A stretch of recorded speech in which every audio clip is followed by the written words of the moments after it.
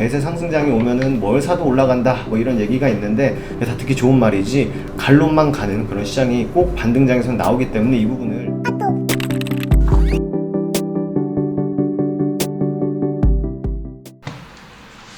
반갑습니다. 허브경제TV 사연도입니다. 이번에 같이 볼 종목 LIG 넥스원입니다. 네, LIG 넥스원 오늘 플러스 5.57%. 그 다음에 한국항공우주도 오늘 좀 많이 올랐습니다. 방산주 제가 장중에 계속 보고 있었는데 오늘 방산주 대부분의 종목들이 다 강세를 보였습니다. 사실 이유를 찾아본다고 하면은 요거죠. 제가 전날 영상인가? 전전 영상인가에 한번 말씀드렸을 거예요. 나토 관련해서 이 폴란드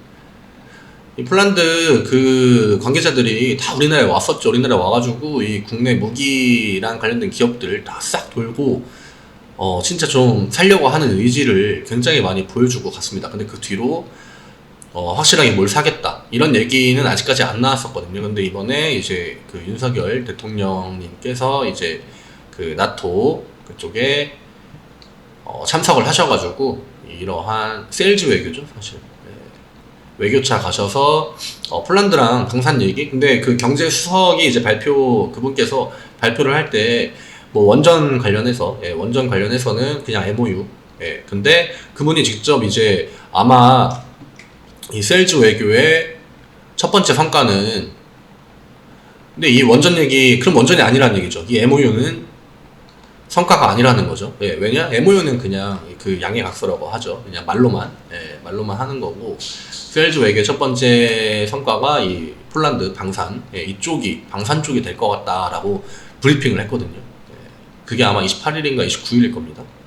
오늘 지금 이틀 지났는데, 그 이후로 방산주들, 계속 시장이 무너져도 계속 버티고 있습니다. 일단은 폴란드 같은 경우에는, 예전에 말씀드렸지만, 이 K9 자주포의 요 밑에 요 궤도 부분을 이미 한번 수입을 해가지고 이 위에다가 물론 다른 그 자주포 포신을 제가 달고 있는 걸로 알고 있는데 후보들이 많죠. 한국항공우주, 그 다음에 LIG 넥스원, 하나로 에어로스페이스. 근데 여기에 현대로템도 있습니다. 이 밑에 쭉 보시면은 나와 있죠. 한국항공우주의 공격기 FA50, 현대로템의 K2전차, 그 다음에 하나 에어로스페이스 자회사, 하나 디펜스의 K9 자주포, 그 다음에 LIG 넥스원의 중거리 지대공 유도무기 천공2. 사실 저는 아마 전차 쪽, 이런 전차나 그 다음에 자주포나 그 다음에 이제 지대공 유도무기. 근데 주가 상으로는 지금 항공우주가 대장이기 때문에 이게 주가가 직접적으로 진짜 그 수출 체결하는 거랑 연관이 있는지는 모르겠습니다만 전부 다 가능성이 있어 보이긴 합니다. 그리고 지금 폴란드 같은 경우에는 이 전차 쪽에 제가 왜 전차랑 자주포 이런 얘기를 드리냐면은 공백이 좀 있습니다. 지금 그 전력에 공백이 생겨가지고 전차 쪽에서 자주포랑 K2 전차 이게 기존에 약간 구형 탱크 같은 거를 우크라이나에 지원을 해줬었는데 이 우크라이나를 지원해주면 이게 빵꾸가 나지 않겠습니까? 지원해준 만큼. 근데 요거를 독일이랑 샤바샤바 해가지고 탱크 프로젝트를 진행을 했는데 여기서 폴란드가 살짝 뒤통수를 맞아가지고 지금 서로 얘기가 잘 안 되고 있습니다. 그래서 탱크 전력에 지금 빵꾸가 생겼다. 그 부분은 제가 좀 그 전에 뉴스를 많이 봐가지고 알고 있었는데 물론 폴란드는 지금 우크라이나 바로 옆에 있는 나라고 러시아가 이제 우크라이나를 이어서 바로 나올 수 있는 국가기도 하고 예전에 뭐 2차 대전 같은 거 할 때도 독일이 폴란드를 가장 먼저 쳐들어가기도 했고 사실 지금 러시아랑 이 서부 유럽, 중부 유럽의 관문이죠 폴란드가. 그래서 폴란드 이야기가 굉장히 많이 나오고 아마 실질적으로도 좀 국방력 증가에 의지를 많이 보여줬습니다 폴란드가. 러시아 때문에 아마 좀 위기감을 느낀 게 아닌가 이렇게 보여지고 일단 이 뉴스들 때문에 주가가 오르는 것 같다. 지금 방산주들이 최근에 다 좋았습니다. 다 좋았고 그럼 차트 한번 보도록 하겠습니다. 제가 LIG 넥스원을 말씀드린 이유 수주 소식 같은 거 좀 기대감 이런 거 나오면서 75,000원 회복이 일단 포인트다. 그래야 앞구간까지 도전할 수 있다. 만약에 여기서 음봉으로 내려간다, 70,000원 이탈한다, 그러면은 추세 이탈 각오하셔야 된다. 두 가지 시나리오 제가 늘 말씀드리고 있습니다. 저는 어떠한 주식의 대응에 있어서 한 가지 방향만 보는 것보다는 양쪽 시나리오 두 가지 다 안 좋을 때, 좋을 때 대비해서 대응책을 가지고 있어야 된다 말씀드렸고, 일단 오늘 장중에 좀 상승 시도가 강하게 나왔습니다. 고가가 8.7%. 네, 분봉 한번 보시죠. 오전에 강세 쭉, 시장이 오전에 살짝 이 지수가 이 위쪽으로 향하면서 매수세가 전 종목에 거의 대부분의 종목에 살짝 유입됐습니다. 근데 그게 오래 못 갔죠. 다 반납을 했고 10시, 특히나 10시를 기점으로 대부분의 종목들이 꺾였는데, LIG 넥선 같은 경우에는 또 시장의 반대 포지션으로 시장이 약할 때 강세를 보이던 과거의 모습을 한 번 더 보여줬습니다. 이게 지금 월, 화, 수 해가지고 이날 아마 제가 말씀드렸을 거예요. 이게 시장이 안 좋을 때 원래 LIG 넥스원이 강세를 좀 보였다. 근데 이런 것들을 좀 자주 보여줘야 다시 한번 기대감을 가질 수 있다. 근데 시장이 안 좋을 때 똑같이 밀리는 거, 약구간에서는 시장 안 좋을 때 그대로 밀렸는데, 이때는 누리호 이벤트 관련해서 약간 재료소멸 관점으로 관련 종목들이 일부 하락을 하기도 했죠. 그렇지만 이때 이제 시장이 약세를 보일 때 오늘 강세를 보였으니까 앞으로 이러한 모습을 좀 많이 보여줘야 된다 했는데, 오늘 이틀 만에 다시 한번 또 그 모습을 보여줬습니다. 시장이 전체적으로 하방 압력이 굉장히 빠질 때, 굉장히 강해질 때 오늘 8%까지 고가를 시도를 하고 종가를 5.5%에서 끝내는 그런 나이스한 상황이 됐다. 한국항공우주를 한번 보시면은 전고점 한번 도전했습니다.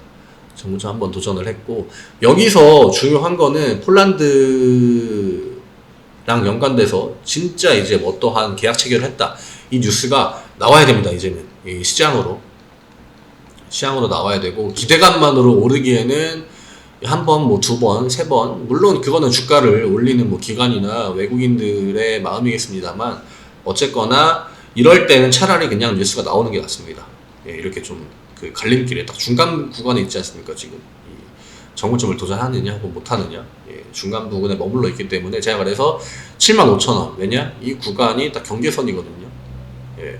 이쪽으로 올라오면은 위쪽에 대한 기대감, 이쪽으로 내려가면은 그러니까 이탈에 대한, 추세가 무너지는 것에 대한 경계심, 요거를 가져야 되는 영역이다 라고 말씀을 드렸습니다.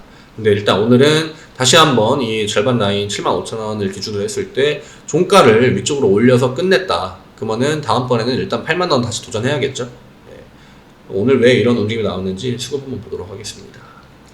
오늘 기관 쪽에서 제가 이것도 말씀드렸죠. 일단 방산주 섹터에서 기관 수급이 계속 이어져 들어오고 있기 때문에, 이 하락하는 와중에도 기관 쪽에서는 계속 사줬기 때문에 아직 희망은 남아있다. 이 시장이 밀리면서 아마 그 영향을 받은 듯 해서 추세 이탈에 대한 위험도 가지셔야 되긴 하겠지만, 그래도 우리가 한 가지 기대할 수 있는 건 기관 쪽은 계속 매수를 하고 있다. 이게 이 LIG 넥선뿐만이 아니라 제가 보는 방산주들 대부분 기관이 계속 이 매수를 하고 있는 상황입니다. 그리고 주가가 빠지려고 하면은 바로 이 기관 쪽에서 매수세를 유입해가지고 주가를 끌어올려주고 아랫꼬리도 많이 달리고, 이런 상황이 지금 LIG 넥선뿐만이 아니라 다른 종목들에서도 관찰이 된다. 그리고 오늘 외국인 매도했지만 큰 영향 없습니다. 그리고 개인 매도한 거 주가에 무조건 플러스고요. 그거에 대한 거는 다 기관 쪽에서 만들어줬다. 오늘 투신이 굉장히 좀 매수 많이 했고, 연기금은 오늘 매수를 안 했네요. 매수 안 했고, 투신이 최근에 5거래일 동안 매수량이 좀 상당합니다.